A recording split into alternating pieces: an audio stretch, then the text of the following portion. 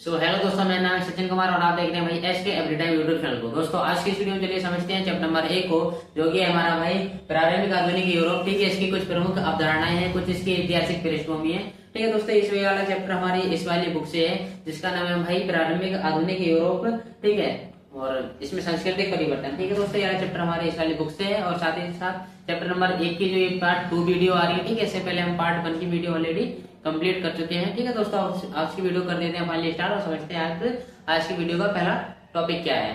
ठीक है दोस्तों, अब देखो आज के जो पहले टॉपिक है वो है भाई विचारों की भूमिका, प्रिंटिंग प्रेस और सूचना का नेटवर्क। ठीक है, आज के बारे में इसको जानेंगे। अब देखो 15 से लेकर के 18वीं शताब्दी तक ये वाला पूरा काल चलता है जहाँ पर पूरे यूरोप के अंदर विचारों की एकदम से बाहर आ गए थे, लोग एकदम से जागृत हो गए थे। ठीक है, धीरे धीरे पूरे परिवर्तन होने लगा था।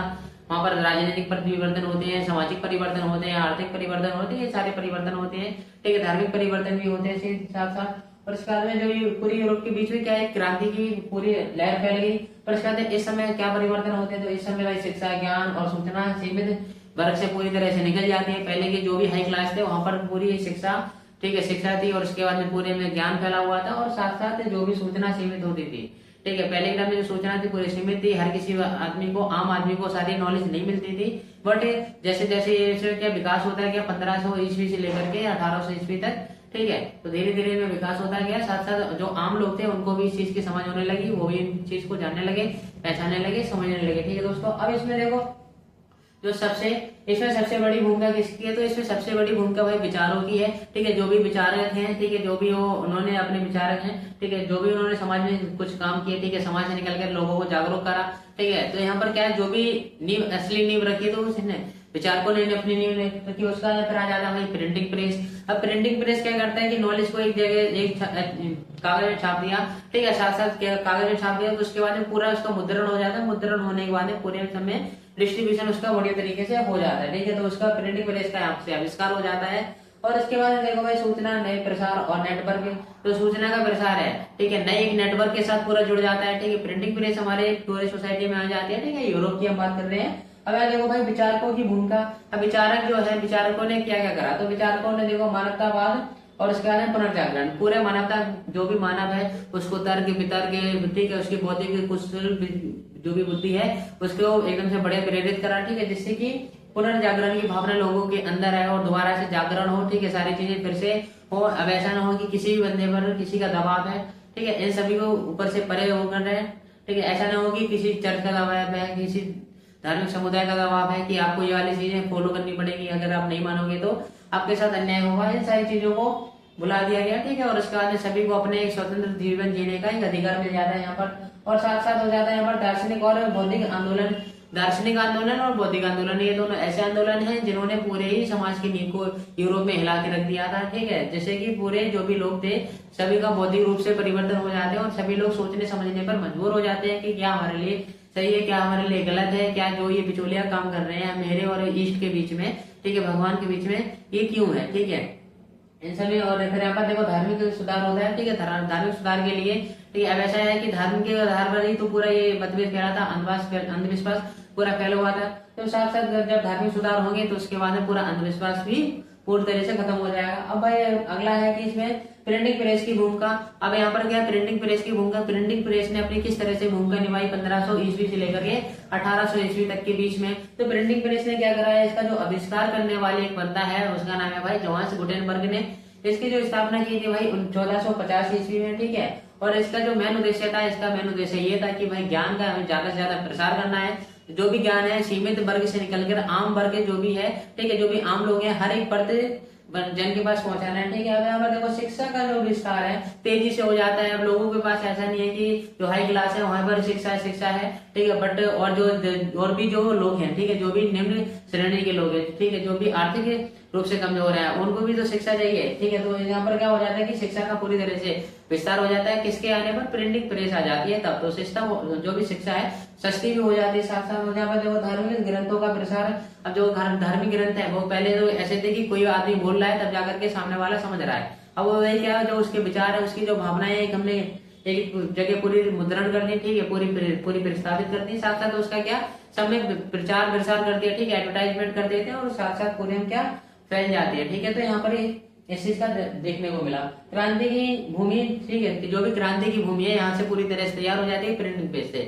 ठीक है, जो बंदा पहले सामने से जाके अपनी बात को रखता था, वो ऐसा तो है नहीं कि अब कोई बंदा जा जाके पूरे गांव में हल्ला काटेगा। इससे बढ़िया है कि सभी के बीच में एक एक अखबार पूरा बांट दो, ठीक है, पत्रिका बांट दो, पूरी किताब बांट दो, अपने अपने विचार सब में उसके फैल जाएंगे। ठीक है, वो उसको बताएगा, उसको बताएगा, इस तरह से पूरे यूरोप में फैल जाता है। तो यहाँ पर जो भी क्रांति की नींव है, ठीक है, जो भी क्रांति की जड़ है, यहीं से शुरू हो जाती है। और यहाँ पर देखो भाई सूचना का नेटवर्क। अब सूचना का नेटवर्क की बात करें तो यहाँ पर अखबार आ जाते हैं, हमारी पत्रिकाएं आ जाती हैं, ठीक है, जो कि पूरे नेटवर्क का काम करती हैं। अखबार और पत्रिकाएं एक बंदे को दूसरे बंदे से जोड़ती हैं कि आज यहाँ पर ये वाली घटना घटित हो गई, और कल वहां पर वो वाली घटना घटित हो गई। तो यहाँ के लोगों ने वहां की घटना समझी, वहां के लोगों ने यहाँ की घटना समझी। तो इन सभी चीजों में क्या करते हैं, एकजुटता ला दी, ठीक है, साथ ही साथ दोनों को एक दूसरे से जोड़ के रख दिया पूरा सूचना का नेटवर्क। और यहाँ पर देखो कॉफी हाउस और क्लब, कॉफी हाउस और क्लब ये दोनों ऐसे क्लब थे, ठीक है, जहाँ पर लोग आते जाते थे, वहां पर भी लोगों के बीच में काफी मतभेद हुआ करते थे। अब वो मतभेद भी पूरी तरह से खत्म हो गए, ठीक है। उसके बाद देखो वैश्विक सूचना तंत्र, पूरा जो भी ग्लोबलाइजेशन लेवल पर भी इन सभी का सूचना का जो भी संचार है पूरी तरह से हो जाता है। साथ साथ अब इसके आगे और जानते हैं, आगे हमारा है भाई शहरीकरण और इसका वाणिज्य, ठीक है। शहरीकरण और वाणिज्य में क्या होता है कि पहले हम जानते हैं भाई शहरीकरण जब इतनी सारी परिवर्तन हो ही रहे थे, तो साथ साथ इसमें हो जाती है शहरों में जनसंख्या की वृद्धि, क्योंकि लोग गांव से निकल करके अपने शहरों की तरफ निकल जाते हैं, क्योंकि शहरों में बहुत ज्यादा सुविधा होती है, शहरों में बहुत ज्यादा फैसिलिटीज होती है, जिनसे जो भी चीज हमें गाँव में मिलती है बट वो शहरों में आसानी से अवेलेबल हो जाती है, ठीक है। मैम देखो भाई शहरों का विकास तेजी से शुरू हो जाता है, और साथ साथ यहाँ पर कला और संस्कृति का जो केंद्र है इनमें भी तेजी देखने को मिलती है। कुछ लोग शिक्षा के लिए शहरों में पलायन कर जाते हैं, कुछ रोजगारी के लिए, ठीक है, कुछ रोजगार पाने के लिए भी शहरों में चले जाते हैं, ठीक है। तो यहाँ पर देखो भाई नई सामाजिक वर्ग व्यवस्था, अब यहाँ पर नए समाज की पूरी व्यवस्था हुई है, तो यहाँ पर जो भी व्यवस्था होगी, ठीक है, तो वो कैसी है, नई होगी, जिससे कि लोगों का हिसाब से वो पूरा शासन चल सके, ठीक है। अब देखो वाणिज्य कमर्शियल, ठीक है, कमर्शियल में देखो यहाँ पर क्या होता है, समुद्री अन्वेषण का प्रभाव, समुद्री अन्वेषण, जो भी समुद्र के आसपास रहने वाले लोग थे, ठीक है, जो भी समुद्र के आसपास जो भी व्यापारी थे, उन्होंने क्या करा, उस चीज का अन्वेषण करा, उस चीज को खोजा, जाना, पहचाना कि उनके लिए क्या सुचारू है, क्या सुचारू नहीं है, ठीक है। वैसे वो मसाला और स्वर्ण व्यापार भी धीरे धीरे यूरोप में होने लगा, जिससे कि जो भी यूरोप की जो भी आर्थिक कंडीशन थी पूर्ण तरह से बढ़िया होने लगी। अब देखो नए बाजार और कंपनियां भी स्थापित होने लगे, नए नए बाजार आते हैं, ठीक है, अदर देश से, और इसके बाद कंपनियां भी आने लगती हैं, ठीक है, जैसे कि पूर्ण रूप से आर्थिक रूप से पूरा ही चेंजेस हो जाता है। जैसे तरह से पहले क्राइसिस था, पूरा एकदम फाइनेंशियली वेल सेटल लोग हो जाते हैं यूरोप में।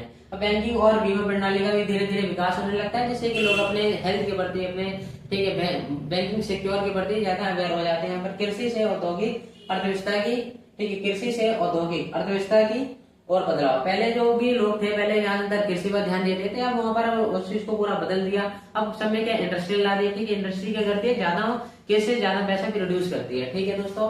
अब यहाँ पर अगला है कि भाई शहरीकरण और उसके बाद वाणिज्य के कुछ प्रभाव भी रहते हैं पूरे यूरोप में। तो इसके पूरा प्रभाव है, हम अभी बात कर चुके हैं। तो इसका पूरा एक महत्वपूर्ण प्रभाव यह है कि आर्थिक प्रभाव पूर्ण रूप से हो जाते हैं, क्योंकि इतना अन्वेषण हो रहा है, व्यापारी एक जगह से दूसरी जगह जा रहा है, कंपनी स्थापित हो रही है, नए नए बाजार आ रहे हैं, ठीक है। तो इतनी सारी परिवर्तन होंगे तो वो आर्थिक परिवर्तन हमारा हो जाएगा, क्योंकि पहले यूरोप में आर्थिक कंडीशन बेकार थी, लेकिन आज के टाइम में बहुत ज्यादा अच्छी है, और जब ये वाला चेंजेस हुए तो तब भी बहुत ज्यादा अच्छी हो गई थी।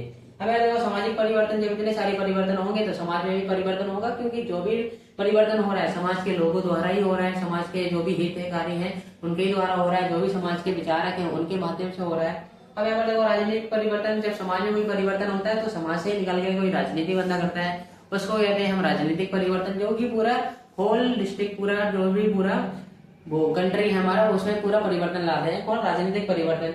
अब यहाँ देखो सांस्कृतिक परिवर्तन, लोगों की संस्कृति में धीरे धीरे क्या बदलाव आने लगता है, ठीक है दोस्तों। अब साथ साथ अब इसके आगे और चलते हैं, आगे देखेंगे भाई शास्त्रीय और मध्यकालीन विरासत का अवलोकन। अब यहाँ पर पहले हम जान लेते हैं भाई शास्त्रीय, ठीक है, शास्त्रीय विरासत का अवलोकन जानो तो पहले भाई तर्क और दर्शन का धीरे धीरे विकास होने लगता है।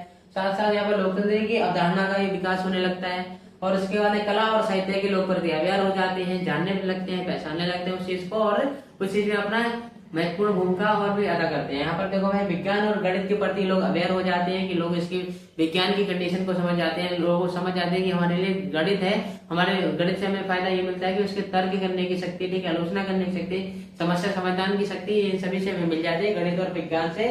ठीक है। कानून और प्रशासन का भी यहाँ पर धीरे धीरे फिर विकास होने लगता है, जिससे कि अब जो भी समाज है, समाज में बहुत सारे लोग रहते हैं, तरह तरह के लोग रहते हैं, ठीक है। तो उनकी जो भी थिंकिंग है वो भी अलग प्रकार की है। तो सभी की थिंकिंग को ऐसा नहीं है कि कोई किसी के ऊपर चढ़ जाएगा तो उसको दबाएगा, तो ऐसा बिल्कुल नहीं है। तो यहाँ पर कानून की व्यवस्था की गई, प्रशासन की व्यवस्था की जाती है। और इसके बाद में अब आगे देख लेते हैं भाई मध्यकालीन विरासत। मध्यकालीन विरासत में देखो क्या होता है कि यहाँ पर देखो धार्मिक पूरा प्रभाव पड़ता है, ठीक है। लोगों का जो भी धर्म जिसका ज्यादा पावरफुल था वहां पर पूरा इसका प्रभाव पड़ता है, ठीक है। अगर देखो सामंतवादी व्यवस्था, पहले टाइम में जो भी हाई क्लास होता था, लोअर क्लास होता था और सबसे लोअर क्लास होता था, ठीक है। और तो यहाँ पर भी जैसा अभी भी है वैसे ही पहले था, लेकिन आज के टाइम में इतना कम है, पहले के टाइम में ये बहुत ज्यादा होता था। तो पहले ये वाली व्यवस्था थी मध्यकालीन, ठीक है। तो यहाँ देखो धार्मिक और शैक्षणिक केंद्र, धार्मिक कुछ केंद्र होते थे, कुछ शैक्षणिक केंद्र होते थे। जहाँ धार्मिक केंद्रों में हमें धर्म की शिक्षा मिलती थी, शैक्षणिक केंद्रों में शिक्षा से जुड़ी जितनी नॉलेज होती थी वो हमें वहां से प्रोवाइड होती थी। कला और स्थापत्य की भी भूमिका यहाँ पर निभाई, क्योंकि जो भी लोग पहले के टाइम में क्या आप लोगों ने देखा होगा, जो भी कला है लोगों के हाथ में जो भी हमेशा हुनर होता था स्थापत्य, ठीक है। एक बार देखो भाई इस्लामी प्रभाव, अब जो कुछ लोग इस्लाम यानी मोहम्मदन समुदाय का यहाँ पर आगमन हो जाता है और धीरे धीरे पूरा यूरोप में मोहम्मदन धीरे धीरे छाने लगते हैं, ठीक है दोस्तों। तो आज की वीडियो में सिर्फ इतना ही। और दोस्तों 11 चैप्टर आपके इसी वीडियो में पहले पूरा कंप्लीट भी हो जाता है। चलिए मिलते हैं किसी नेक्स्ट वीडियो में, तब तक के लिए जय हिंद, वंदे मातरम। हाँ दोस्तों, अगर वीडियो अच्छी लगी हो तो वीडियो को लाइक और चैनल को शेयर, और उसके बाद वीडियो को भी शेयर कर देना। और चलिए मिलते हैं किसी नेक्स्ट वीडियो में, तब तक के लिए बाय।